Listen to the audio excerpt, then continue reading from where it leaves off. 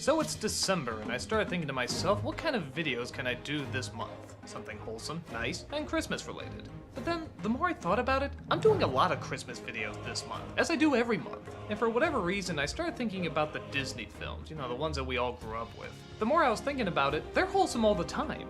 They don't wait 1 month a year to shine all the magic and goodness of humanity on us. They have to be whimsical all year round, and that can't be easy. So I decided, screw it, I'm just gonna review all the Disney films. That is to say, all the animated 2D Disney films, with some exceptions. Why? Because I love Disney, and so do you. Oh, you may act like you don't like Disney. You may talk about how it's an evil corporate monster that only gets stronger and stronger the longer we live. But the funny thing is, you don't have a choice. You can bombard us with all the genius, monstrous things that Disney has done in the past. You can argue debatable messages. You can argue debatable ethics. You can even argue debatable stereotypes. But it doesn't matter. Disney has always been there. For most of us, it's the first thing we're introduced to. And that's the genius of Disney, putting all their time and all their effort not in something adult, but in something for children. And once something has your childhood by the balls, it's never gonna leave you. It's there forever. Disney has practically become family to us. It's fairy tales, it's magic, it's everything that we enjoyed and thought was possible when we were younger. And as we grow older, there's a lot of other things to enjoy. The artistry, the creativity, the imagination. There's literally no other word for it but Disney. It's an artistic cultural phenomenon that'll never ever leave. Now, I'm just gonna state up front that I am directly ripping off Cinemassacre's Monster Madness, where James Rolfe reviews a new monster movie every day of October. I think it's a cool idea, and I wanted to do it with something I really enjoy, the hand-drawn animated Disney films. The only downside is there's only so many days in December, and there's just a friggin' buttload of these movies. So I'm probably gonna do about 3 a day, and once or twice I may skip over one. But I'll do my best to comment on as many as possible. And keep in mind, this is just my own personal opinion. If you like or hate any of these films, there's nothing wrong with that. I'm just putting out there what I think of some of the most beloved classics of all time. So, sit back and enjoy the month of what I like to call Disneycember.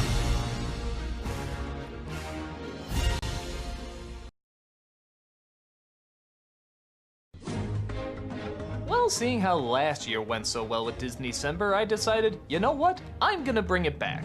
But what can I do? I've done most of the 2D animated films. Well, it seemed like there was only one inevitable choice. Let's dive into the CG animated films. And not just the Pixar, I'm talking about the ones that Disney made on its own as well. Thankfully, there's not quite as many as the 2D animated films, but you know what? A good chunk of these films are still pretty awesome, and really have meant a lot to us in our childhoods, as well as our adulthoods. The evolution of the art form has changed so much, not just for Disney, but for animation in general. CG animated films are big bucks now, and on top of that, they get a lot of good people and a lot of good talent on board to make it as good as they can. The stories are unique, the characters original. They're funny, they're emotional, they're heartbreaking. They're everything that Disney stood for, but in a brand new way, opening up the door for new storytellers, new different kinds of characters, new ways of looking at things. It can't be ignored, and it deserves to be acknowledged. So sit back and enjoy. All throughout the month of December, we're taking a look at Disney's computer-generated movies.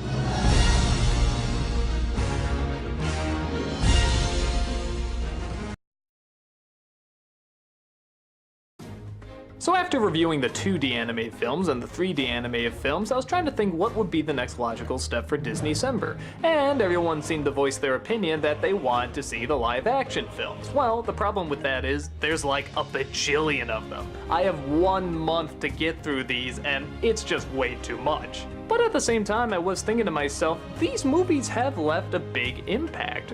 Just as much, if not bigger, than the animated ones. So it did seem kind of a shame not to talk about them in more detail. So here's what I decided to do. I'm gonna go through the live action movies, but only the ones that are the best known. The ones that left an impact, the ones that, whether for better or worse, we remember. The Mary Poppins, the Bedknobs and Broomsticks, the Pirates of the Caribbean. The films we remember from childhood just as much as Peter Pan, Sleeping Beauty, and so forth. Now the other catch to that is because, hey, being Disney, they like to do a lot of sequels. And keep in mind, this wasn't just a newer thing, they did this a lot in the past too. So, what I'm gonna do for that is, if one of the movies I'm reviewing does have a sequel or even a remake, I'll do another video just quickly summing them up, quickly talking about it, but I won't go into as much detail as the main movie. because like I said, there's a lot of these and we gotta get through them.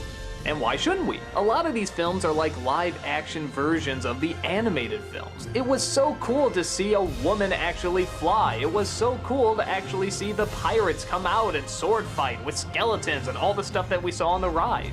And of course, we love our animated magic. But at the same time, there was something really cool about seeing that magic come to real life. Or at least a little closer to real life.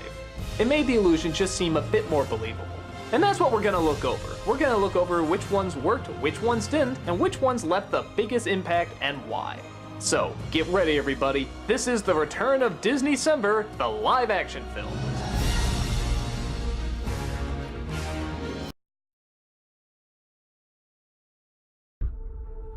If you were to ask a random person on the street who Hayao Miyazaki was, chances are they wouldn't know.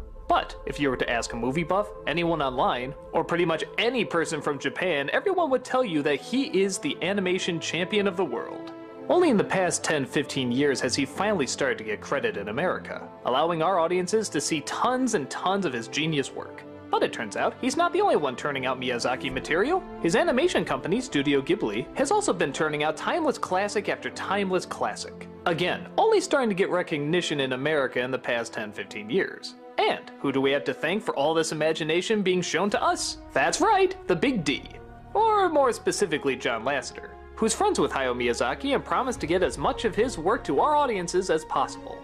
The result was the majority of the studio's films being re-released and redubbed in America. But they didn't just half-ass it, they went out of their way to get the best talent possible. The best sound people, the best translators, and of course, the best actors. It only figures that Disney, another great leader in animation imagination, would be the people to introduce us to not only such wonderful artwork, but such fantastic stories. So, this Disneycember, every single day of the month I am going to be looking at one of the films from Miyazaki or Miyazaki's studio. The one catch is that it has to have been re-released by Disney and redubbed by them, because, hey, it is Disneycember.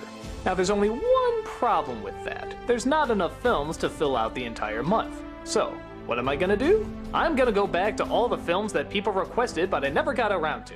That's right, the Nightmare Before Christmases, the Dick Tracys. Hell, I'll even go over the ones I did a vlog of already, but people seem to want to see the Disneycember version of it. And hey, some time has gone by, maybe some of the opinions have changed. So, every other day it's a Studio Ghibli film, and the other half of the days it's gonna be one of the Disney classics. But hell, even that's not enough. I want so much Disney down your throat that you'll swear we've been bought out by them or something.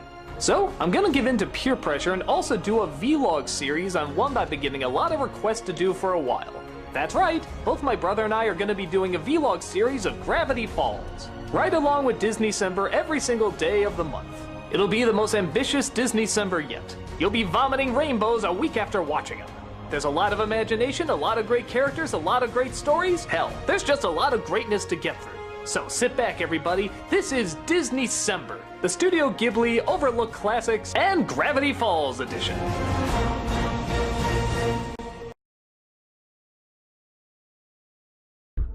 It's that time of year again to look at one of the most popular, powerful, and most creative companies out there, Disney.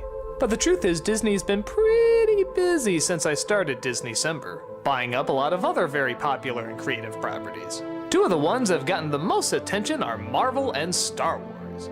Two universes that Disney has breathed life into unlike anything we've seen before. Marvel now has a gigantic cinematic universe that all connects, and one of the most popular film series of all time has been reborn, making up for what many consider the sins of the past. Well, seeing how these are not only under Disney, but have given birth to some gigantic creative realms, it only seems fitting to take a look at these two. The downside is, there's not enough Marvel or Star Wars yet to fill up the entire month. So, once again, I'll be looking at all the ones I haven't touched on yet. All the Disney movies that have yet to be given the Disneycember treatment. And naturally, not only will I be looking at all the Marvel movies and Star Wars movies, as well as the special editions, but I'll be going over the new ones coming out, like The Good Dinosaur, and of course, The Force Awakens.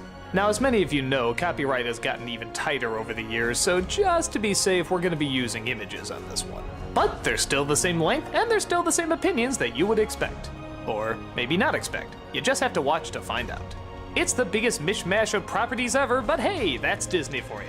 and we're here to look, analyze, and have fun with some of the most enjoyable films. So sit back, everybody. This is Disneycember, the Marvel, Star Wars, and everything else edition.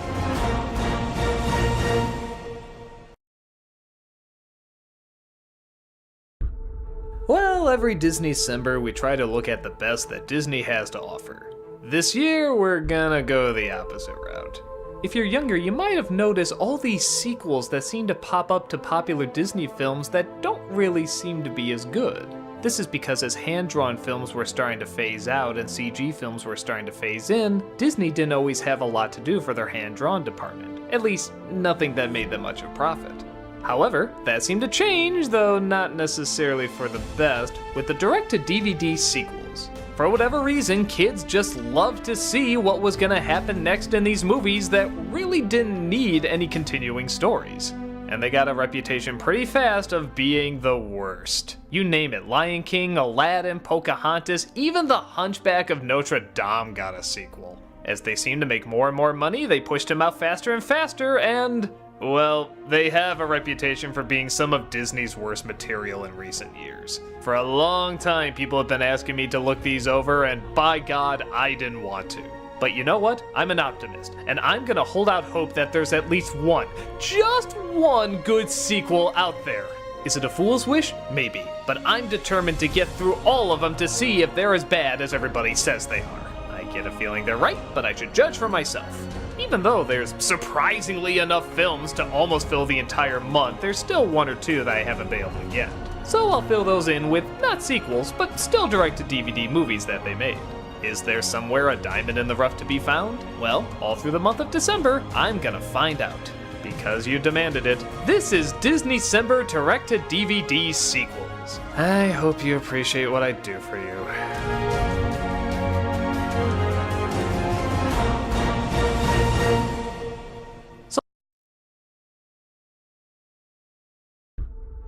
Well, seeing how last year everyone seemed to enjoy seeing me get tortured with the Disney sequels, this year I'm gonna do something kinda similar. At least, I think it's similar. In that I haven't seen any of the subject matter I'm gonna review this month. I'm talking about the Disney Channel original movies. Now, seeing how these started in 1997, I'm not gonna lie, they were a little past my time, so I didn't grow up with any of these. Why are they worth talking about then? Well, because the Disney Channel original movies got so popular that almost helped define a whole generation. Okay, not define, but it was a big part of it. It was to many kids what, say, Ninja Turtles was to me.